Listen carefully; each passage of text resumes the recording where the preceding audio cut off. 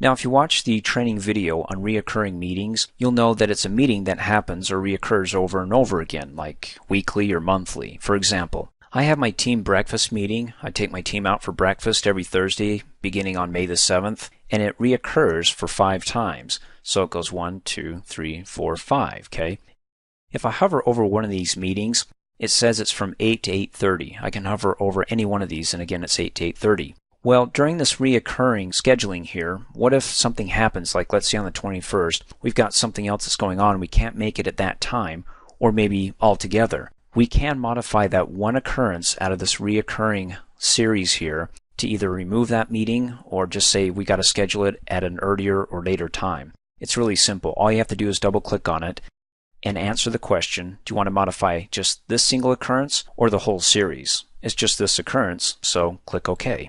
So any changes I make here will just happen on the 21st. You can see the 21st here. So what we're going to do is click on the start arrow and go back to 6 a.m. and click on send update, and that's it.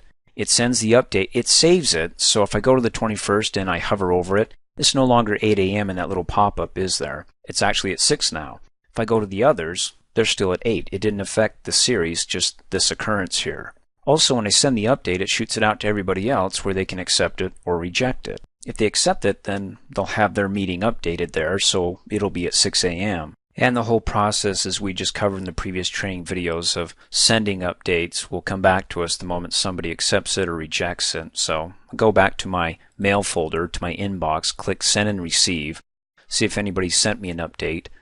Looks like we got it back from this person or that email address. They've accepted the change. So when I double click and open it up, they've accepted that change that used to be at 8 a.m. now to 6 a.m. to 6:30 a.m. on May the 21st.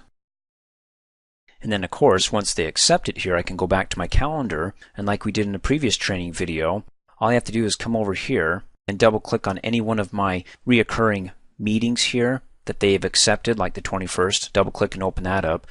I can open up this occurrence and just look up here in the info bar and say that one attendee accepted it. Or you can again go to your, well, in this case the reoccurring meeting, to the show group and click on tracking to track it here. And again, you've got one who accepted. We still have one who hasn't accepted yet.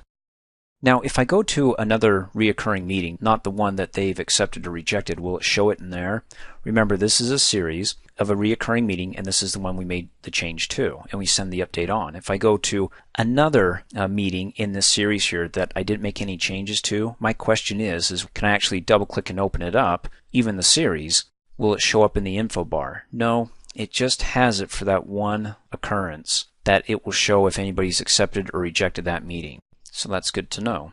So don't get lost. If you've got all these meetings and you modified one, it's best that you remember which one is at a different time, because that's the only occurrence that, if you wanted to be able to keep track of those updates if anybody accepts your changes. So again, double click on it. Again, if we select series, it's not going to show us even on the change that we made to that one occurrence, because the key word is occurrence. And it was the 21st, double click, open up the occurrence.